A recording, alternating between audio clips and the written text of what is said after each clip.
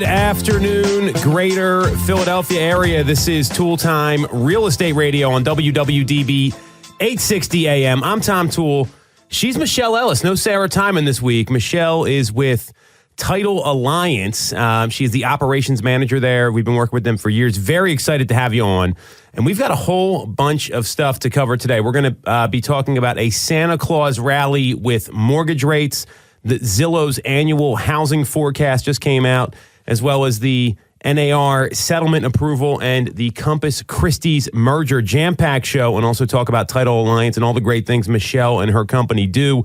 So if you get some value out of this, you like what you hear, make sure to subscribe to the channel, hit the bell for notifications, and if you want to schedule a call with our team about how to navigate these home predictions that Zillow's coming out with, you can do that with the link in the comments. So Michelle, thanks for coming on, first and foremost. Why don't you introduce yourself, tell everyone a little bit about you before we get into everything here. Sure. Thanks for having me. So I'm a senior operations manager with Title Alliance. We are a joint venture title company. So we have partners all over the East and West Coast. I oversee the East Coast, so we're all over Pennsylvania. Some of us are actually neighbors with each other. We're so close together.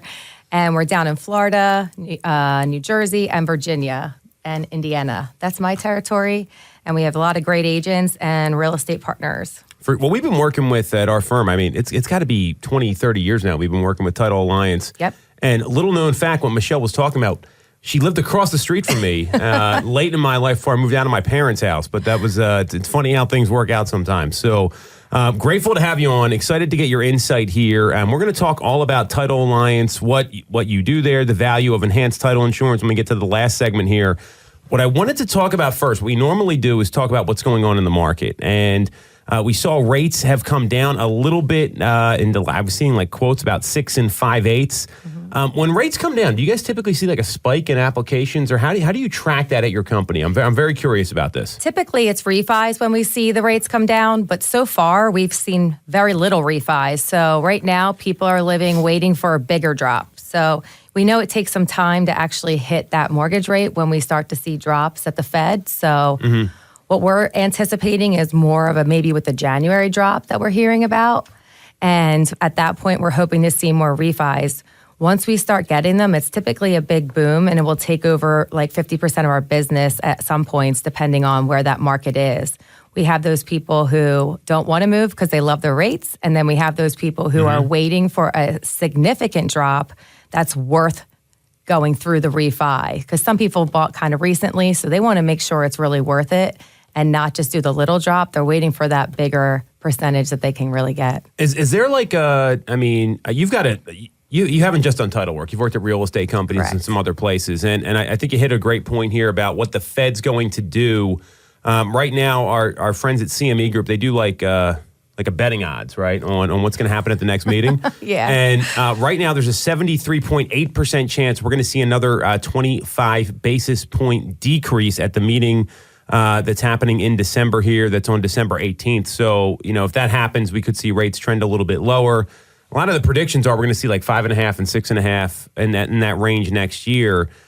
So when you see with this refi business, obviously that's been a little dry this year, right? Very dry, absolutely. So what are you guys doing? You have partners like us, but what do you do to try to bring in business in this kind of climate? Because the refinance market has been non-existent, not non-existent, but it's been very few and far between. Absolutely. We've had very few, and we actually had a long-term partner that's always been refi-based that we've actually closed after one of our originals, and it was a very tough decision.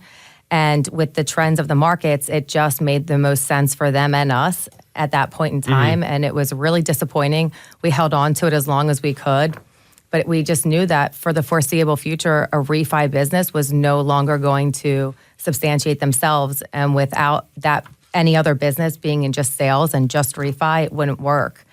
In our markets, we typically work with real estate groups. So we have realtors like you who are going out and have sales or listings on a regular basis. So that's really what drives our business. Because we're affiliated with these different real estate offices, we're lucky enough to have that business coming in along with our title people. A lot of our employees have known so many people in the business for the years they've been in. They're able to help drive that business as well.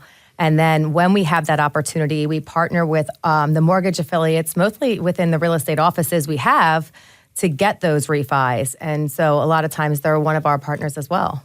Love it. Well, and I think that's what I'm hearing here, and a lot of people don't realize this. They look at title insurance as like a necessary thing. Mm-hmm. You're running a business there, and it's like, what are the indicators that we're going to need to drive our business? Which, if you're a real estate agent listening, pay attention, because these lead indicators matter in all businesses, whether it's title or something else. So when you see the market behave like it has been, and, we're looking at, Zillow just came out with their 2025 housing market predictions, where, they're predicting kind of flat price growth throughout 2025. I don't necessarily agree with that, especially in our marketplace here. I'd imagine we see somewhere between like a 4 and a 5% jump in pricing. They're predicting a 2.6% home value growth in 2025, which nationally is probably right. We're coming off the lowest level of transactions since like 1995, right? I wasn't in the business then. I don't think you were either. Nope. And I know I'm older than you, so it's probably a no. I mean, I was still in high school. Not even. I think I was just in high school. And so we see these things happen. What do you do internally from like a title perspective? Do you look for more partners? Do you look to partner with different people? How do you run a business in what's been a pretty tough 24 months, and you're limited by the number of transactions? And I think, mortgage companies are kind of in the same boat. I mean, absolutely. The first year it was slower. It was really difficult. We had to do some unfortunate layoffs. They were really tough. We had to really look at our processes, our expenses. We have cut our expenses significantly. We have run thinner than we ever have. And for that, it's the benefit not only for our employees, it's also the benefit of our joint venture investors. So we want to be as lean as possible so that the dividends are there, but we also want to protect our investments and make sure that the service level is still there. So it's always really a balance. So we really look at when we need a next hire, and we'll make it to the point where our teams are like, yeah, now. But our teams are super aware, because nobody likes to see anybody have to leave. Yeah. And so we've stayed fairly balanced over the last year since those layoffs. We've had the opportunity to, in some areas, like you said, around here, we're busy. And so we're still seeing some increases, and we've had some offices have a year better than last. And so not only have they had higher profits because of the price of the housing, we've actually had, in some offices, more sales. Mm-hmm. But overall, more profits, not more sales. Well, and I think it's interesting you bring that up, because when you look at like these numbers, the market, it paints a pretty bleak picture. Mm-hmm. Now, we know that the average real estate agent, they transact like a couple homes a year. So it's about who you work with in a lot of cases. I know we're up about, our teams, I would say 15% year over year in terms of transactions, which I'm happy to see any positive movement, right? You mentioned something else there that I think everyone who runs a business, forget what business it is, needs to pay attention to. You've got to watch your costs and be very careful there, because it's easy when things are going well to like, oh yeah, we'll add this person, let's invest in that. That's not always the right way to do it. Was that kind of a wake-up call? Because I know a lot of real estate teams, a lot of real estate agents, they had to cut a lot because they were spending so much during the pandemic and didn't really pay attention. Absolutely. It was a wake-up call for us as a company. And I came in, I was with I was on the real estate side I remember when this happened, yes. Pandemic, and I came into the title side right after the pandemic was actually lifting. So I kind of came in where that transition was happening, and from where our title teams went from, they couldn't get enough people to work, and the deals were nonstop, to now that they had like offered people anything and everything to get them in, to deals were drying up. So they had to revamp their opportunities and figure out how we were going to streamline things in the companies.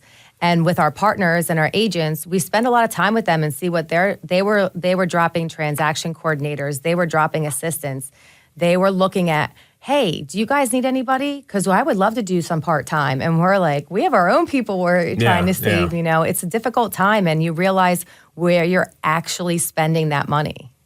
Well, but this is why a lot of real estate agents have challenges, because they don't pay attention to running a business. They just think, I'm here to sell houses, and that's true. But you've got costs, right? And you've got people. If you're employing folks like we do, that's a really smart piece of advice for anyone listening. So, when you look at that, and we kind of look at these predictions, does that affect your projections for 2025? So what I mean by that is, like, we're seeing home value growth. They're predicting 2.6% in 2025. I'm clear that's low for our market. When you look at the number of sales and other things they're predicting. Skylar Olson, who is the chief economist over at Zillow, I'm going to actually be interviewing her tomorrow on Knowledge Brokers, which is pretty exciting. They're projecting 4.3 million home sales, which would be up, you're seeing predictions anywhere from 4.2.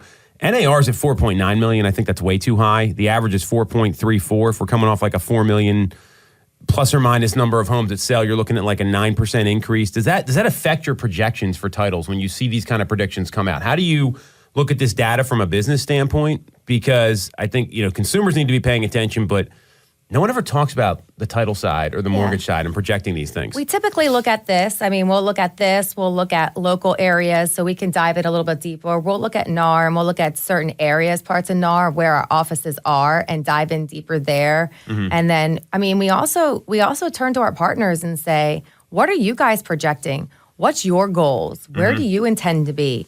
Are you in growth mode?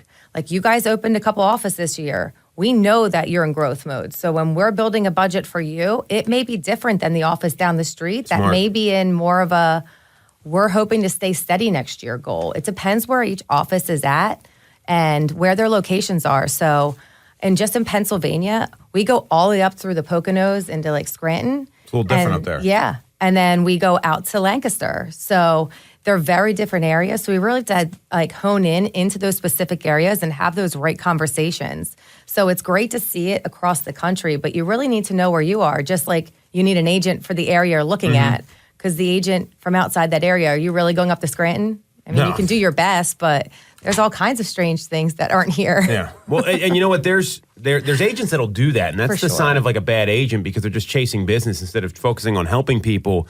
And even, you're talking about like Lancaster and the Poconos. What about the city of Philadelphia compared to the suburbs right now? It's completely dramatically different in terms of absorption and time on market. And if you don't hire an agent and you're a consumer that understands all this and they can't come in and actually communicate that data, like that makes me nervous for the consumer. So I love that you run the projections that way. I think that's a really smart thing to do. So you also, and we didn't do a lot of prep here, so I'm throwing a lot of stuff at you, which is great. We did the normal amount of prep. Sarah and I don't do a lot of prep either.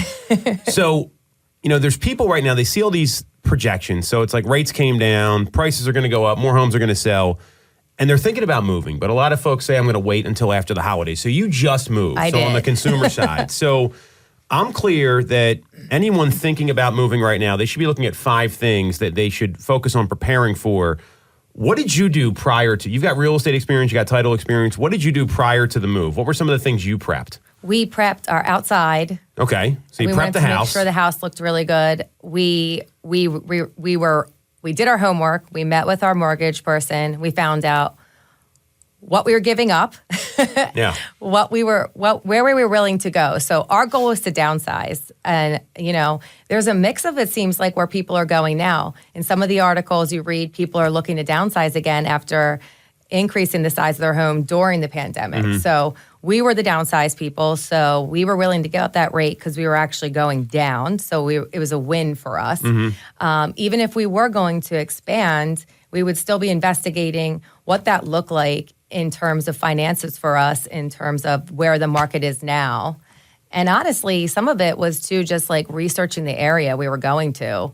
For me, we left the area we knew. Mm-hmm. It wasn't the area I grew up in either. So I was doing a lot of homework on what I was getting into and where that was taking us. Because commute-wise, it was a dream. But yeah. Well, your office, I know the corporate office is like right there. I can walk. That's incredible. And that's a life-changing thing, right? That's something that when you talk about what you're giving up, I'm assuming you're talking about we were giving up a lower rate, yes. Right? And we know where rates are now. They were coming in like 6.5%, 7% throughout the fall, even as low as 6%. And I'm not asking you what your rate is, but I'm imagining you probably have them from like a 3 or like a high 2. Oh yeah, we were definitely down in the 3s. So there's a big change there, and you made a move because of a life event, right? You wanted less space. You told me before you were sick of the maintenance, which is great. Yeah. I'm hearing you prepped your home, and you also prepped your financials, and you learned what you wanted, which are 3 of the 5 things that I wrote down here. How long did it take you to prep the home? Like, what was that like? So we we kind of did a crash course. So I met with a realtor. I did not sell my own home. I do not have my license anymore. I met with a friend. I decided to go completely outside all of our relationships because how do you pick one when I'm in a relationship with the number of people we have? And we built a plan on when to put it on the market. So we chose the weekend after Labor Day. Mm-hmm. Smart. So that was about 2 weeks before Labor Day. So we brought in this guy that we use a lot for projects. We had an older house. We had a lot of projects on a regular basis and said, can you do these like 5 last things? A lot of it was paint, just quick updates, nothing. Our main projects were done at that point. So he touched up everything he could. Did the 5 things in 2 weeks, and then we were outside doing yard work pretty much for like a week. At any fair, summer has really long hours of sunlight, which I usually enjoy, except for those weeks. And we were ready to go, and they were in the house taking pictures well before even Labor Day was there. So the coming soons were out. Like they had a whole marketing plan that they shared with us and followed. So it was on. Well, it sounds like you did a lot. Like you had 2 weeks, but it sounds like you did a lot of work before those 2 weeks is what I'm hearing. Yeah, I mean, as soon as we considered prepping it, we started cleaning out. Decluttering, yes. Decluttering was number one. When they actually came and looked around, they suggested even more decluttering. And I knew to take some personal items down to make it less personalized so people could envision themselves there. And I left it as like clean and just staged as possible without but still looking like somebody lived there. Smart. But I just took that lead. So, and you kind of, you had different experience than the average consumer. Most consumers don't know anything. So it sounds like you did a lot of prep work getting the home ready. So and the reason I'm going into this is there's a lot of people this time of year, they're talking about like their New Year's goals. Like we maybe want to move next year.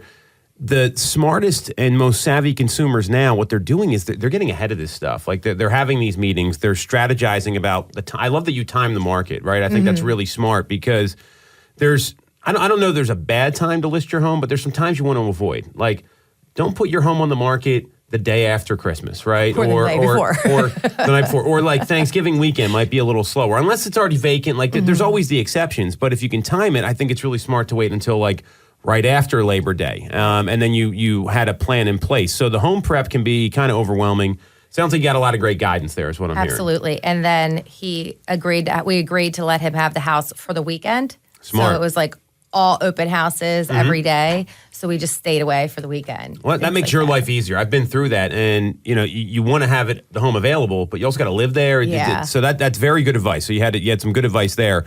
You also talked about the financing part, right? And again, you've got a different perspective being in real estate, but I don't think people realize, like, sometimes there's something funny on their credit report. Maybe you need to have if you're a 1099 independent contract, you might need to have your tax returns filed before you apply for a loan next year. True. What kind of prep work did you do from the finance side? Without getting into details, obviously. I mean, we've worked with our mortgage guy before, so he knew us and he knew a little bit of our finances. But he asked for a bunch of stuff up front, and we had a lot of questions like, is there any opportunities like, everybody does the standard 30-year mortgage. Is there something that we could do that's less time and we just need to refi before 10 years? Or is there a new product out that we don't know about? Like, I spend a lot of time in agent office meetings where a lot of times mortgage vendors speak and you hear about these different programs they have set up for different situations. So I wanted to know what all those different options were. Like I had him sending us everything and the different options that were as long as we refinanced before X happened or whatever that looked like,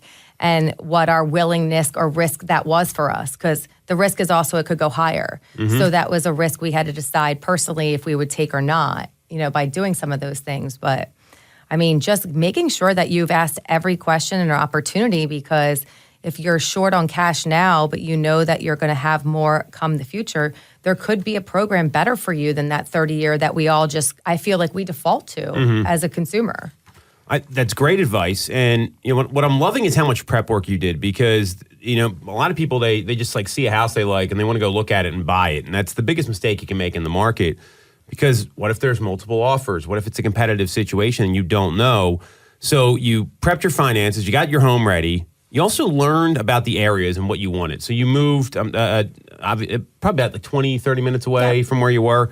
How did you get comfortable with that? What did you do? I mean, I know what I would recommend, but I want to hear what you actually did. Like, this is so much more interesting. So I knew I worked there, so I knew that there was restaurants in like a little town there. So what we did is start spending some time there.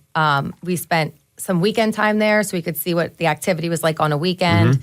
We really like sports, so we went into the town and tried different things for the sports to see what the crowd was like, because it wasn't that ideal where we lived. Yeah. I know. I'm aware. I don't live too far from where you used to live, so I get it.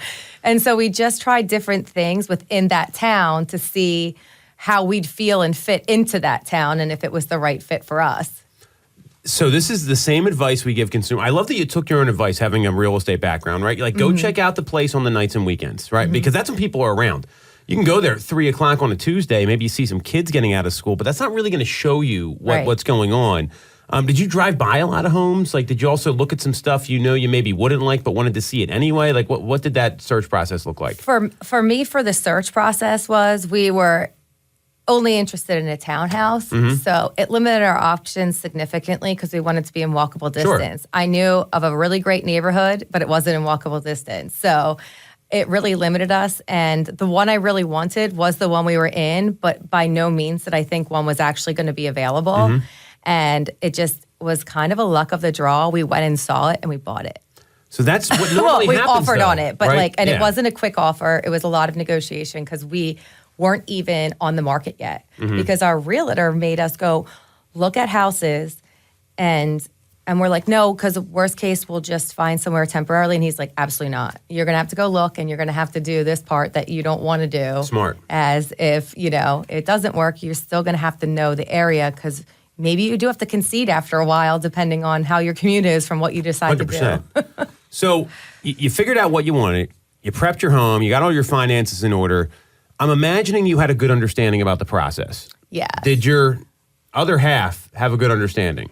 This time, but the first time he leveraged my team heavily. Okay, good. All right, this makes sense. Yeah, so I had him, he went in, he had a lot of questions. He met with my team prior to the closing. Smart. Asked all his questions during the preliminary Ulta to get all of the things he wasn't clear on offered. Because not only has he never bought a house in the U.S., he had only lived in the U.S. for 10 years because he's from England. So it was a completely different home buying process for him than he's ever experienced. Overseas, it's very different. So even, and I love this because I also have a spouse, right? And this person, and my wife's not in real estate. So like for her, there was a lot of trust, but I did explain to her what was going on. I'm like, all right, here's how we got to do this because, the people just don't get it. So you got an understanding of the process.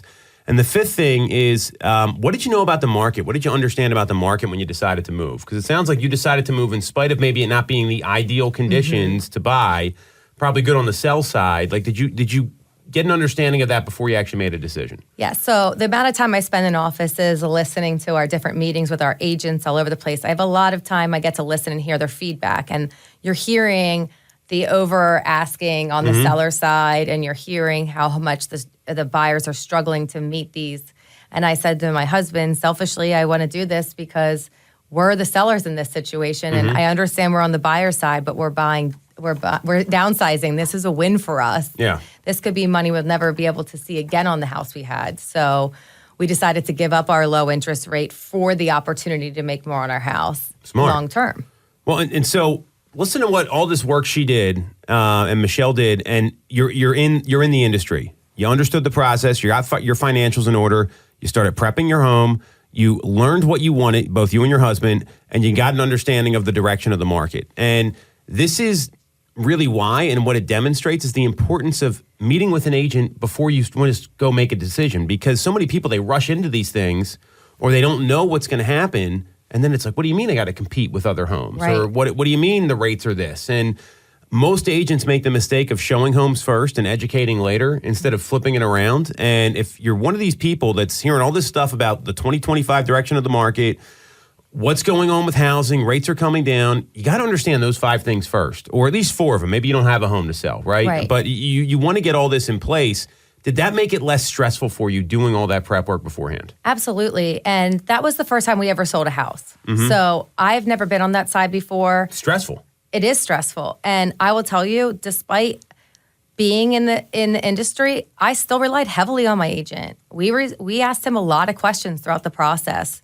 as in never selling, because when I was on the real estate side, I was a showing agent, and then I was in the office of a real estate office. So while having my license, I was never I've never sold a house. So while I knew a lot about it, I never actually did it. And I had a lot of questions along the way and relied heavily on that despite being that prepared. So for all the consumers listening that you think you know about what's going on in the market, I'm not saying you don't, but the markets can change, right? The average consumer moves every 12 years. Think about what you were doing 12 years ago. Think about what your life looked like 12 years ago. I didn't have any kids 12 years ago, so that's like a very different lifestyle. So that means the market's changed. Technology's changed a lot. 12 years ago, people just started using electronic signatures. Can you imagine not using that now? So the point is, this is coming from someone in the industry. She did a ton of prep work, really happy with where you moved. We were talking about that before the show. If you're in that boat and you want to make a move in 2025, get prepped on those 5 areas and you'll make a winning decision. So we're going to take a quick break. We're going to come back, talk about the big Compass Christies merger and the NAR settlement getting approved. Next on Toole Time Real Estate Radio on WWDB 860 AM. For the best local mortgage service and great rates on your money, look no further than Mortgage America. We have been operating in the greater Philadelphia area for 40 years with a focus on smooth, easy access to home purchasing. Whether you're a first-time buyer, upsizing or downsizing, or just refinancing, we have programs for you. We also have closing cost assistance programs and access to subsidized interest rates. Pre-approval is free, no costs or commitments. To learn more, visit our website at mymortgageamerica.com or give us a call at 610-439-8000. We always have a person available to take your call with around-the-clock human service. Purchase your home with the personalized local service you find at Mortgage America. Mortgage America is an equal housing lender. NMLS 128501. I'm Tom Toole of the Tom Toole Sales Group at RE/MAX Main Line. If you're thinking of becoming a real estate agent in the greater Philly area, I have a special offer for you. Our team did $165 million of volume in 2021, making us the #1 RE/MAX team in Pennsylvania and a top 1% team nationally. Our agents love us because we offer them a successful career, a great life, and an unbeatable culture. Agents who've been with us for at least a year average 30-plus sales. Even our brand new agents average 17 to 24 sales a year. We offer proven systems and expert training. We help you set more appointments and sell more houses. Now, here's the offer. If you don't have a real estate license yet, we offer real estate scholarships so you can get one for free. Check it out at realestatescholarshipprogram.com or visit the Tom Toole Sales Group at RE/MAX Main Line at tomtoole.com. That's tomtoole.com. Get more out of your real estate career, and remember the real estate golden rule. You always get more when you work with Tom Toole. Have you considered a career in real estate? Do you want control over your income? Whether you have a license or not, call us today at 610-692-6976 or visit tomtoole.com. Join our team, the Tom Toole Sales Group at RE/MAX Main Line. Welcome back to Toole Time Real Estate Radio on WWDB 860 AM. I'm Tom Toole. She's Michelle Ellis, pitching in for Sarah Tymon. She's the Senior Operations Manager at Title Alliance. And we are going to be talking about the NAR settlement approval. I'm interested to get your take on this for what we just talked about here in a second. And also this Compass Christies merger, which I'm also interested in hearing your take on this, being in the industry and working with a lot of brokerages. If you get some value out of this, you like what you hear, make sure to subscribe to the channel, hit the bell for notifications. And if you want to schedule a call with our team about how to navigate all of these challenges in real estate right now, you can do that with the link in the comments. So the NAR settlement, you mentioned it here. Yeah. And you just transacted, so I think you got an interesting perspective here. So it just got approved last week. Last Tuesday, it got final approval from the judge, and we know the DOJ came out and they had this statement of interest where they basically came out and said this does not cover you from future antitrust allegations. And, really, it didn't say this, but this is what it meant is, hey, NAR, we're coming for you, and we don't like the way you do things, and you're a target. That was how I interpreted it. What do you think about all this? I was shocked at a lot of it because this is supposed to protect the consumer, I found that it's really made it more confusing. Yes. I can say it as a recent consumer. Now, in hindsight, yes. Was the seller before paying both sides? Sure. Mm-hmm. But if this was supposed to help make it more clear and more transactional, it's very unclear. And even when we deal with it now on the title side, we're chasing down commissions, and then it's to find out who's even paying. And I think that, while the consumer now has an opportunity to, or feels more empowered to negotiate, I think that part of it, what I've been hearing is they go, well, I'm not paying anything. Well, where in life do you get anything for free? It's a fair question. I think that really brings back like the question of, I just said how much I leaned on it even being in the industry of my realtor throughout a transaction. So my concern is, now you're going to have people going about this themselves, what is that going to do, and the impact to the industry and the impact to their experience and the long-term impact to things like title or other areas of the housing market when people are taking things upon themselves. Well, you bring up a lot of great points there, and I want to unpack a few of them because you obviously title gets involved like at the settlement, putting together the final figures. We also need typically mortgage bank approval on the settlement sheets, and the biggest gap I see right now is people don't know how to explain these things. I know at our team we've been working on this for over a year on how to explain it and what the language is, and making sure it's very clear to everybody. I like the idea of because even making people sign a contract before you go look at a home. If you sign a non-exclusive, it doesn't really mean anything. You can just cancel it. You're gone. You're moving on to the next one. The DOJ did not like that. They thought that actually limited the ability to interview agents, which I kind of agree with. I like the conversation up front because before it'd be, hey, Michelle, let's go look at this house. Yeah. And there's no discussion of who's getting paid what or anything else, who's entitled to a fee. That's now entered the conversation. So I see that as a win for the consumer. It's a good conversation. The challenge is that agents need to work even more closely with title and mortgage because let's say the buyer's paying a portion of the compensation. Right. Well, it's got to get approved on the sheet. The mortgage company's got to be okay with it. It's got to be on the closing cost estimate because the laws require that, at least in Pennsylvania, you have one of those signed. And the title company needs to know. Right. How often is the title company not getting notified? I bet you it's more than you think because agents don't communicate. Right. And not even that.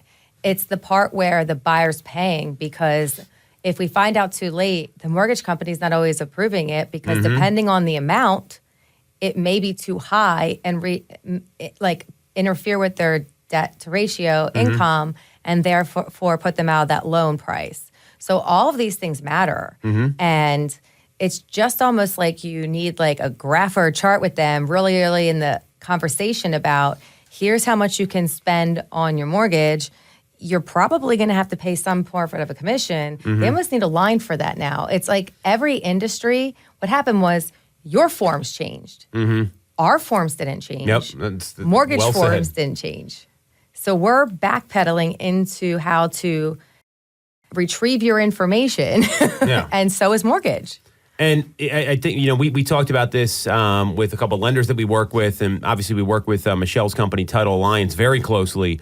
And it's, hey, are you informing all the parties about what needs to be on there? And if you're not doing that and it's too late and it's like a day before settlement, you can't just change that because the mortgage company is going to approve the settlement sheet. Now, if it's a cash deal, you're fine. That's what, like 5% of the time, maybe? So that's a big challenge here that no one's even talking about. The other thing that came out of this approval, I'm curious what you think about this. So the payouts for the claimants of the $418 million that NAR is going to contribute to the $700 million in settlements. You know how much the average claimant is going to get out of this? I think I saw like $900. $900, right? So, unfortunately, this is another situation where attorneys have made the killing here. Congratulations, guys. And gals. That's great for you. But there's a lot of objections to this, and I think what's going to happen here, there's two things. One, right now we're in a point of time where we've got a new administration coming in. So anything this DOJ says, I don't think means anything because there's a new administration coming in January 20th. Right. This is the same DOJ that already reversed a decision when they had a settlement in place with NAR in 2019. So I don't think you can pay attention to this objection. This is like the midnight pardon, right? Like, hey, we're going to say one more thing before we leave, so I don't know what your observation is there. I don't really care too much because I don't think anything's going to happen from this DOJ because we're in a lame duck session right now. I agree. And we have similar things because we're joint ventures. We work with the DOJ investigates us and make sure that we're in compliance. So there's been some big talk about anything joint venture related, and depending on the state. In Washington, D.C., they're fully illegal. Mm-hmm. No. Just Washington, D.C., nowhere else? Yeah. Interesting. Yeah. So they've been really diving into certain states about it. And so Pennsylvania was one that was being pushed on really hard. We've been, made aware. And so we always are obviously really on top of it. But there's some people that, have some gray lines, and we have been documenting everything. And, that's why we've been open so long for those reasons. Right. And it's with the new things changing, everybody's like, well, now what? And we're like, well, we're not changing anything.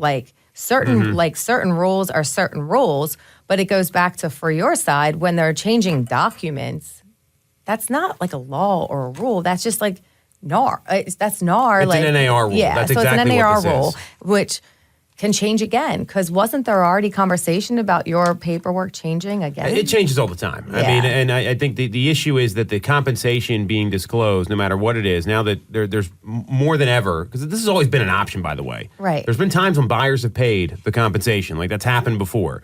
Now it's more out there. It's more prevalent.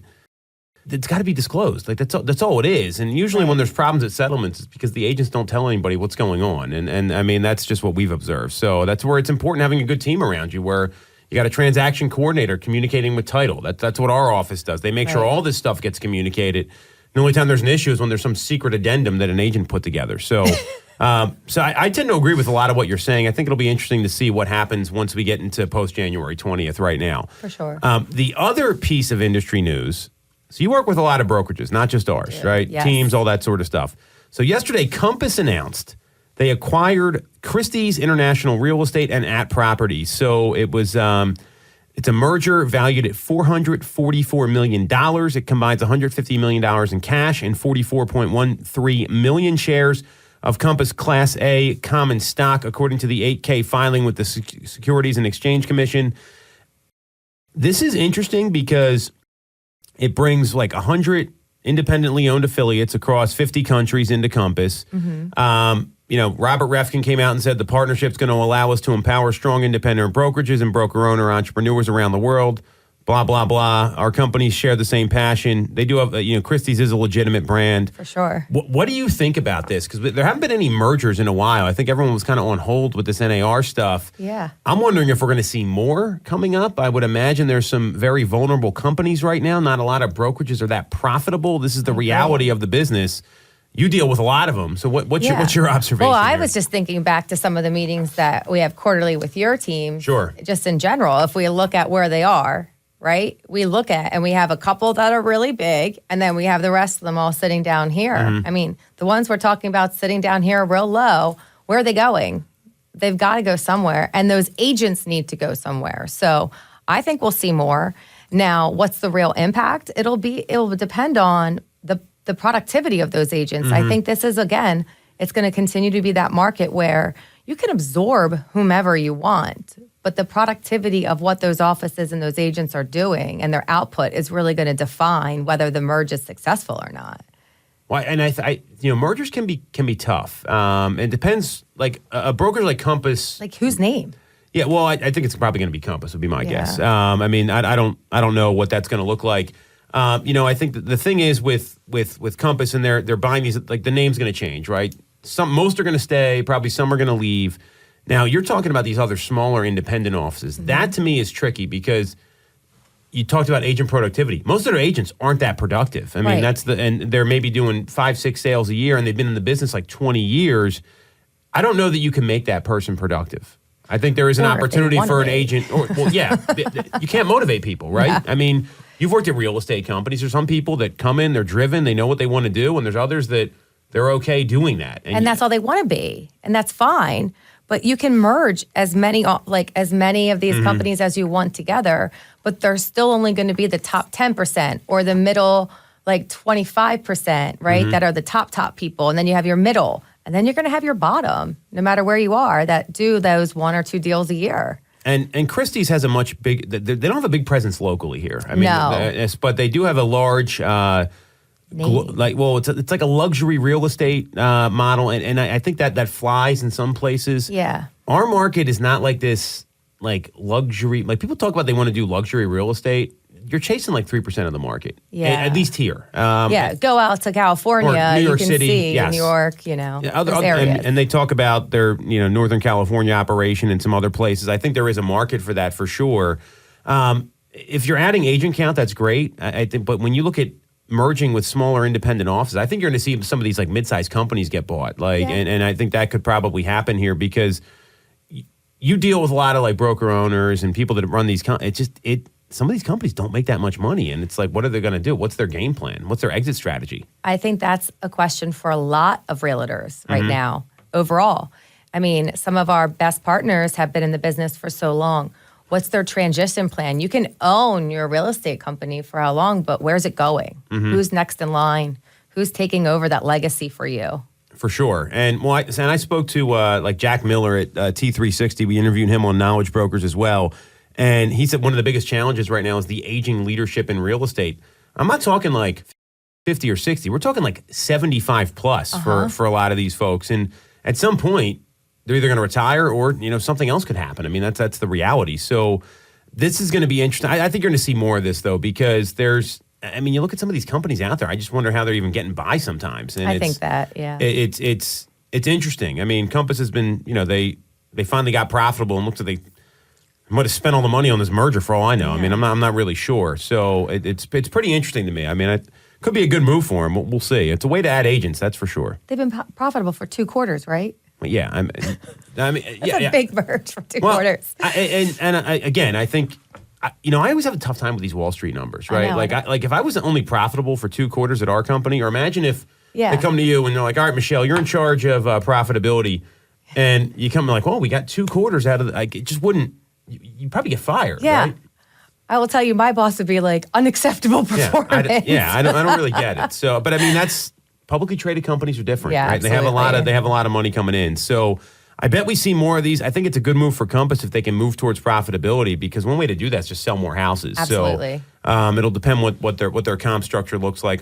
I would bet now that this NAR settlement is over. I don't think the lawsuits are over. There's going to be more of these because I think there are some companies out there that are really struggling, and I think it's going to be surprising to a lot of folks. Yeah. I don't think a lot of people saw this coming either. No, I wouldn't have guessed. I wouldn't have guessed Christie's for sure. I think they have that legacy name, and you picture them as luxury, so you wouldn't picture them the need to merge. Well, and it depends on what market you're in, how much real estate you're selling, and what your profits look like. That's true. I was at I wasn't there, but a friend of mine sent this. It was like one of these like Tom Ferry conferences, and they had a slide, and it said, would you rather sell 400 homes with X% profit or 600 homes with Y% profit? And the profit margin was bigger on the 400 homes, meaning you make more money. I think that's really why you got to understand your numbers. You talked about running a business at the beginning. If you don't have like a profit and loss statement, even as like an agent on a team, right? Mm-hmm. You're running into some expenses. You've got stuff that's going to come. You got to know how much money you're making every year. So that if you don't do that, you're just not running a business. Nope. It's just like they say, it's a hobby or it's your next check, right? You have to have a P&L no matter what your business is, no matter. I mean, as soon as you're making a paycheck, you should have a P&L.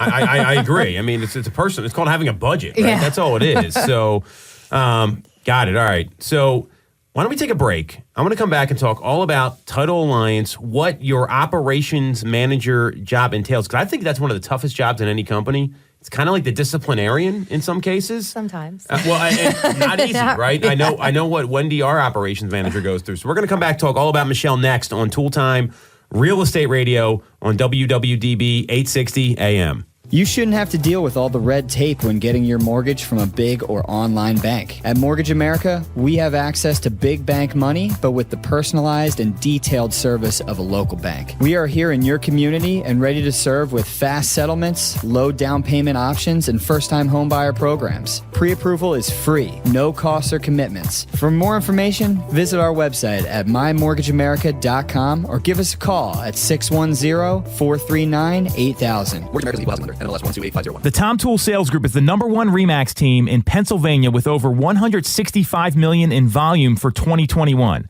I'm Tom Toole, and our team has achieved that kind of success by being a great place to work with and to work for. No one knows Greater Philly better than we do. We know real estate, but more importantly, we're real people.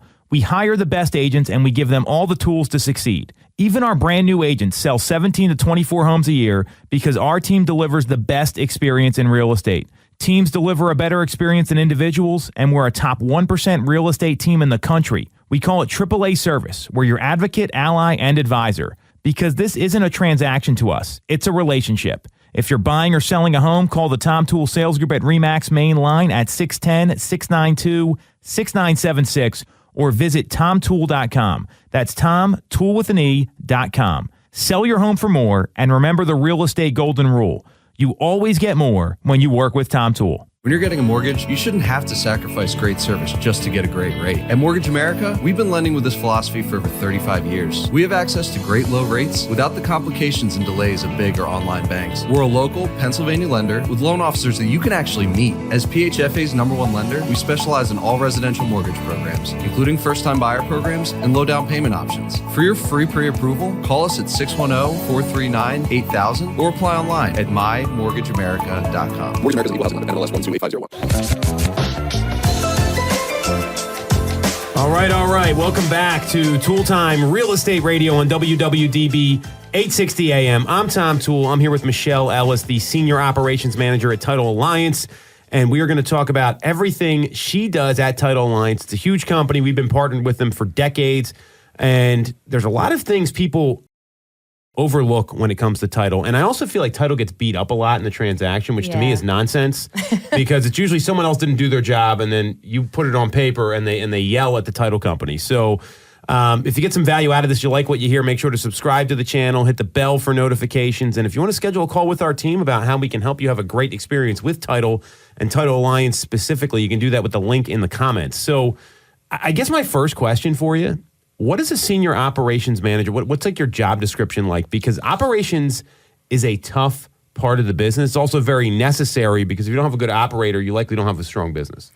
Well, for me, I mean, mine's kind of like a little bit all over the place because with our joint ventures, we're all named something different. So for you, we're TA of the main line. So we can start with that one. So all the different joint ventures have their own real estate office they're paired with, and then we have employees designated for that office. So for each office, we have our own employees. We build in the processes that make sense for your office and the way your teams run. And then, we set up inside your offices. So we do everything from start to finish. So we build in everybody's in-house. We actually work out of your offices when possible. Worst case, we work like across the street, like across the hall in an office building as close as possible. So I work with HR to get the employees. I work with our top managers in the area who have expertise for years because this wasn't, title wasn't my background. So I rely heavily on my awesome managers, but I wouldn't be here without them for sure. And then, teamwork. Yeah, absolutely. And then we set up the offices and then we set up all the equipment. And then on top of that, it's really about working with them or stepping in for them and being at those quarterly meetings, running a meeting or training to help the agents be better educated on title, stepping into here. It's really about being where they need and what they need for whatever that office is. And those needs are very varied depending on what that is. Like Thursday, I'm helping an agent with his class at Temple with kids coming into real estate from high school and college. Nice. So, it's a lot of random responsibilities along with really, employees are number one for me.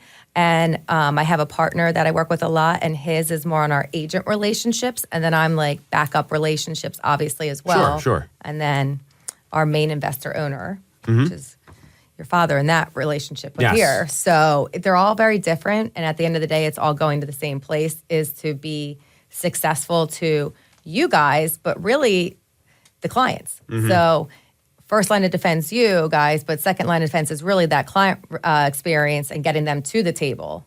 And just for the record, my teams are going to love you. I'm just going to keep playing that. You're right. They're always blamed for everything, but we're the last stop. And anything that gets blows up at the table, that's ours. So, Well, and I've seen things happen, and we've had to actually have some conversations with our agents because they don't get the numbers on time.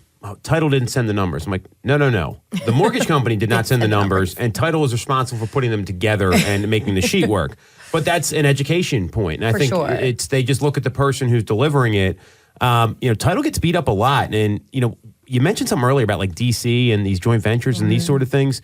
Imagine if you didn't have title, what it would be like trying to close these things. We're a title company state. Like you're in Jersey or New York where attorneys handle everything. I think it'd be a lot slower for a lot of folks, but the title companies, they have a hard time. Like we really value our relationships with Kelly and Alyssa and all the great closers we have down at our office. So I think it's important to maybe give these people a little slack sometimes. Yeah, they would really appreciate that, and I agree.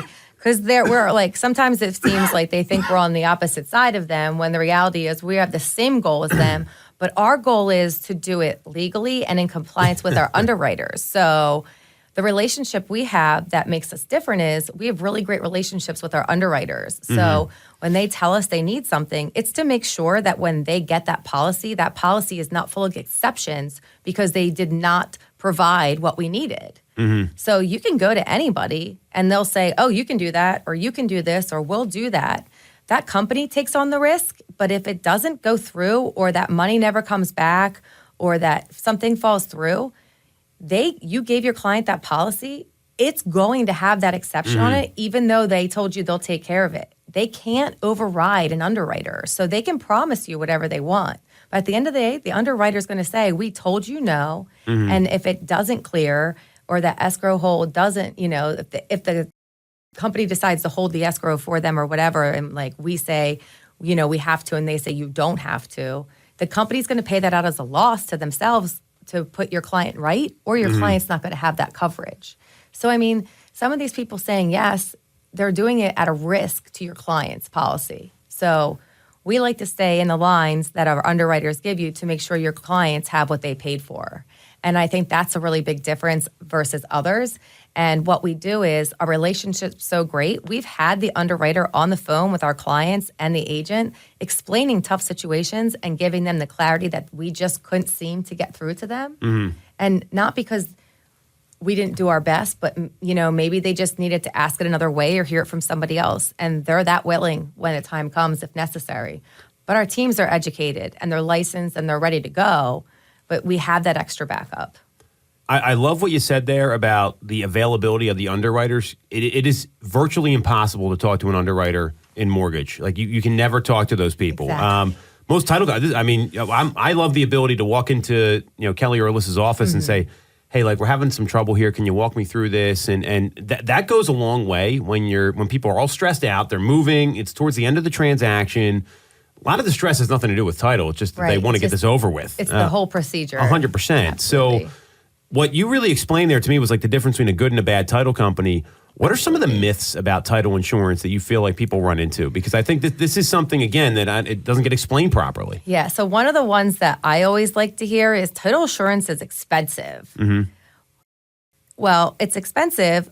It's only a one-time premium, and it's based on the price of your home. And that's a small percentage of your closing costs.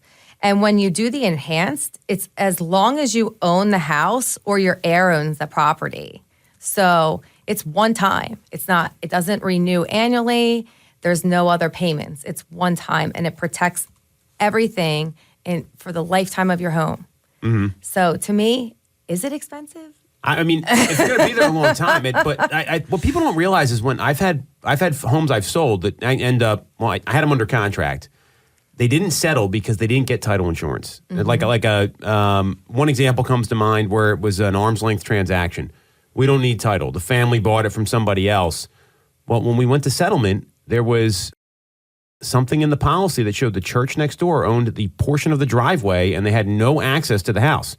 You can't sell a home like that. Nope. The sale fell apart. The first title company missed it.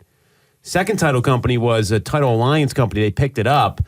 And I had the listing, didn't sell, whatever. It is what it is. But if they didn't have a good title company, it gets missed. Then they can't sell their house again later. I mean, it's just a problem. Right. Over $615 million have been spent defending property rights of homeowners. It's a lot of money. That's why you need it. Yeah. Because things come up and people make handshake deals that don't go on record and then at some point get filed. And if it gets filed after you buy the house and you don't have the extended policy, it counts. And you're not covered and you have to go fight that battle on your own with the attorneys. So talk about the enhanced title policies. We got a few minutes here, and I know this is something that This is one of those things, like I'd recommend it to everybody. I think Yeah. everyone should get the enhanced title because it's just going to protect you. What's the difference between a basic and an enhanced policy? So the main difference is the level of coverage. Okay. The standard only covers you up till the day you close and the deed is filed. So anything that gets filed up to that day that you close. So if somebody does that, that happens. But on the enhanced, like we just said, it's until the lifetime of your home that you either own or your heirs own. So there's no, like anything pops up, it's part of the policy. And it also has additional coverage like boundary disputes, like the driveway and different things like that. And just like people trying to have like a false deed. There's a lot of fraud we're seeing now. All the time. You get these things in the mail all the time. And, you know, Steven Spielberg, somebody tried to put claim to his property, and because he had title insurance, they didn't get anywhere with it. So, Good stuff, Michelle. like that. So get title insurance is what I'm hearing. Yes. So you can connect with Michelle. She said to follow her on Facebook. So it's Michelle Ellis, just like it would sound, on Facebook. She's the Senior Operations Manager at Title Alliance. We use Title Alliance all the time. Very grateful for the relationship. You want to follow me, you can get me on Instagram at TomToole3RD. That's it for this week's episode of Toole Time Real Estate Radio on WWDB 860 AM.